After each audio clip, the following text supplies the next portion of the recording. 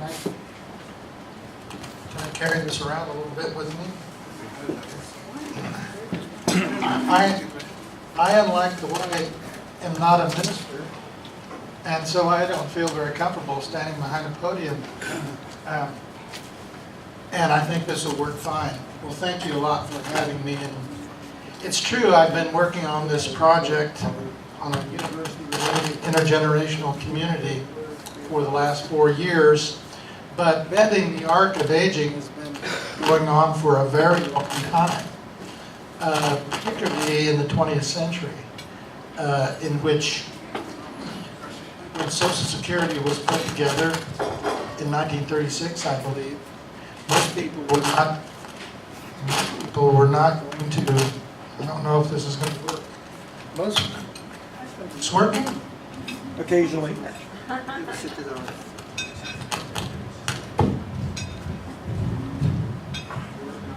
Okay, I'll try to stand here then. We're going to try it. We're going to try maybe some other kind of thing. When you get it ready, I'll come back to it. But in 1936, people were not expected to live to be 65 years old, so they weren't going to be using Social Security, even though they put money into it, and lots of people didn't. But by as late as World War II, the average lifespan in the United States was only nearing 50 by World War II. And now, as you know, we've bent the arc of aging so that the average man and woman in the United States, whether our healthcare system is any good or not, we'll leave that aside, could expect to live into the late 70s and even into the early 80s. Right now, and this is only going to get more so. Right now, the median age in the United States is 39. 39. Half the people in the United States are 39 and under. The other half of the people in the United States are 39 and over. Okay? Now, that's projected to be 60 in 2060. 60.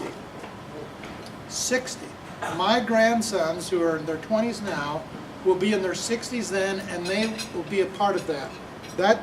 That's if nothing fantastic happens to humanity between now and then, and it looks to me like there'll be a lot of fantastic things happening. But we're only going to get older. We're only going to bend this arc of aging, flatten it out even further with lots of technological advances and new ways to address health systems. And we are living through one right now through the Affordable Care Act. But what does that mean then, really, if that's the way things are going? Well, it's pretty clear we're going to have a gerontocracy, aren't we? We're going to have a gerontocracy. There are going to be so many more older people than younger people that, by gosh, sure enough, people like us at that time will be definitely running the place. And what does that mean? That means that the women are probably going to be running the place. Huh? It's probably going to be women running the place, which might not be a bad idea, since my whole life, this is just an aside, I've been faced with one war after another as an American, and actually worked in one of them in the Vietnam thing. So we're going to have a gerontocracy, and this Enlightenment idea of the arc of aging, in which you're born and you grow up and you do most of your work by this time, and at this point in your life, you're already in decline, and it's in miserable decline all the way down until you die. That arc of aging now is very different. It doesn't look like that, and it will look quite differently in the future. And so that's the kind of thing that we're trying to do is, how should we bend that arc of aging even further with the reestablishment of intergenerational communities, which we used to have. I grew up in Centralia, Kansas. Aunts, uncles, grandpa, and grandma, everybody was there and connecting to this extended family. When we got rugged individualism in our minds after World War II and say, we don't need extended families, all we need is nuclear families, we can do it on our own. Guess what? That has not worked very well at all. That has not worked. Well, for 10,000 years we had intergenerational family groups, and then suddenly we thought, well, like the 55 Chevy, we can do it differently. The 55 Chevy did work, but this did not work, particularly the 40-somethings who have children, 2 careers, and I was talking to a woman just like that the other day. She spent her whole day trying to take children from one place to another and working, and you know, she was at her wit's end by the end of the day. And I said, you know, if Grandma had been around, not even Grandma, just a grand friend who would work with the family and be a part of that, you would be so much better off. So this is what I've been working on for the last 4 years, is to find a way to move this forward.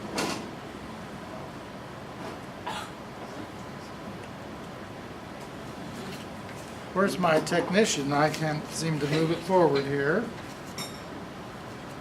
Not going. Well, we'll let that one work. Work on that one for a while too. Technology. Ugh. Are we going? No.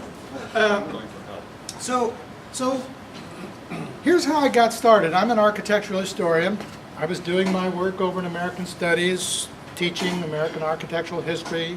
I was a graduate studies director. And one of my PhD students came to me. He wanted to work on aging and nature and the built environment. He wanted to put those 3 areas together. And he brought to me a developer who, we sat down and he said, look, I'm just going to be really clear here. My development company would like to respond to the baby boomer, he called it tsunami, which it's not a tsunami, by the way. It's a slow rising tide, you know, like you're in the muck and it's just rising up very slowly for the next 30, 40 years. It just is going to be slow. And then, because of longevity, it's going to go on. Oh, good, here we are, the boomers. Okay, I got you. Thank you. Great. So he said, look, we want to build 20 of these cities and we want to spend $3 billion, but we, $3 billion, okay, that's bombastic enough, right? You know, at KU, if you walk down Jack Boulevard and you drop a dollar bill, you're going to be killed in the stampede of people trying to get it. It's so dry out there in terms of resources. So here's a guy who has, he says, he wants to do 20 of these cities for the boomers, but he doesn't know what the boomers want. He senses that the boomers are not like my parents' generation or my grandparents' generation. That the boomers are, first of all, he knew that they're the biggest generation in history.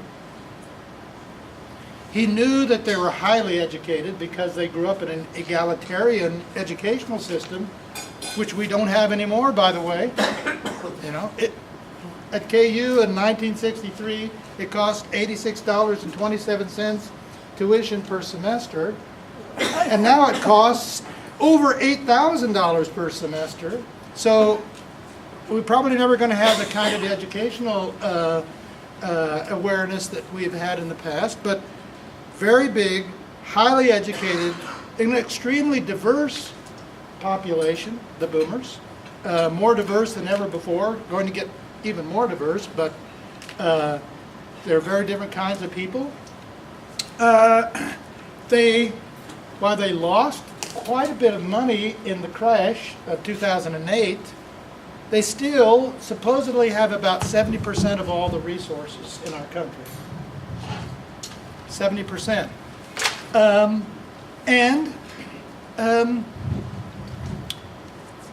I think you have to say that they have set the cultural pattern and standards throughout their lives because they were the biggest bunch and they were kids. And what were you going to do when the house is full of kids? They take over, and the boomers took over. Now, the boomers, you know, when I grew up, when I had this earache, I just went in and took an antibiotic. The generation before died. or got very ill. So we had great medical services, comparatively speaking, particularly antibiotics. We had a lot better nutrition. Add that with education, getting our way culturally. If we wanted it, we would get it. They would make it for us because we set the demand for things. Look, Bill Gates and Steve Jobs were both born in 1955, right in the middle of the computer age. This generation, like it or not, might be a greater generation than the Great Generation in some ways, in that it instituted a fantastic revolution that has changed our whole society. So the boomers are a little bit spoiled, I'd say. A little spoiled. They're a little spoiled. And there are an awful lot of them, and they are not going to go to a nursing home if they can help it. They do have quite a bit of money. Some of them do. Some of them don't. It's very diverse, but I will say it is so diverse that there's no single answer for everyone. You know, this will not work for everyone, what I'm suggesting. Because I'm suggesting that you put grandmothers and grandchildren, or at least those age groups, back together and recreate that generativity that you got where I grew up in Centralia, Kansas, up there in northeast Kansas. And there are some people who just don't want to be around children at all. But in my talks, when I ask people, would you like to live in an age-segregated community or an age-integrated community, it's 90% to 100% go for the age-integrated, and maybe the ones who don't like children just say, well, I'm not going to admit it. I'm going to admit it. But there are 80 million of us, and I think we're going to set the pattern for bending the arc of aging even further. And there are going to be new services, new health services, new gadgetry, new technologies. Of course, in 10 years, and Google's already doing it, we're going to have self-driving cars, which is going to advance our capabilities in the gerontocracy, because one of our problems right now is transportation. It's always transportation. But once we can get out and around, they better be watching out, because we're taking over. Now, why are we taking over? Already, the boomer group, 36%. You can see that big area. And while we are very diverse, we're very powerful in that diversity. And the Generation X and Millennials are somewhat smaller, but still the longevity of all of us will enhance significantly in the future. Here you can see the curve. Can you use the microphone? 65 and older. Thank you. Thank you. 65 and older. And you can see how that's going up towards 2050. And the 85 and older is going up as well. And it's only going to go up. And I'll show you why. Not only have we bent the arc of aging, but we've stopped producing children. Which means that you're going to have fewer children and more older people, and that's why we're going to dominate. And I don't see that changing. I don't see that changing. So at one point, now for example, we have 3 or 4 people under the age of 65, supposedly the retirement age, and by the way, boomers don't want to use retirement, senior, golden years, old, or any of those stigmatizing adjectives. So we have to practically invent a new vocabulary to talk to them. You've got to get around all those words. But nevertheless, look at the drop in that birth rate. And the longevity, you saw the graph that was going up like this, and this one graph's going down. You know, you're going to have to not stop working at 65. You are going to have to work much longer. The United States can't afford that you do anything else. Here's the trend in federal spending. You can see projected at 2010, $21,122 per older person. I think that's 65 or older. And that will only go up, particularly if we become dependent. If we become dependent at 65, we are going to take our Social Security, our Medicare, and we're just going to sit around and for another 20 years and wait till we die. That's not going to work because we can't afford it. And by the way, the boomers don't really want to do that. What do you think is the percentage of people in our population that end up in a nursing home? What would you guess? Oh, 10? Any other guesses? 25? It's 5%. You think it's 25, it looks like it's 25 to us, but it's really only about 5% end up in nursing homes. But the amount of At money, any one time, but how many of us will be there eventually? well, if you live long enough, you eventually will probably get there. Of some sort, you'll have to be in skilled nursing. If you live long enough, well, my grandfather, 17 years in a nursing home, he died at 102. My father was 7 years in a nursing home, he died at, what was he, 78. Oh no, 87, excuse me. And my mother's 95 and she's been there 15 years already.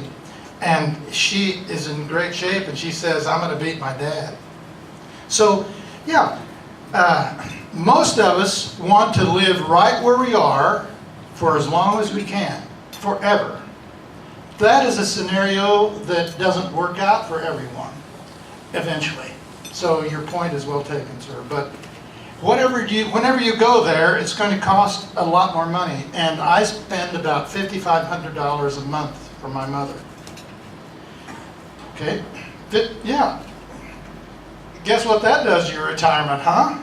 $55 a month. So that's going up. So there's no way that we can afford the model of aging that we've created since World War II. There's no way which we've socially constructed aging, which basically says you got to retire at 65 and we don't need you anymore. We'll kind of set you aside and you can live as well as you can with whatever resources you have, Medicare and Social Security. And then when you can't take care of yourself anymore because either you physically can't do it or your house won't let you do it, then we move you to the nursing home.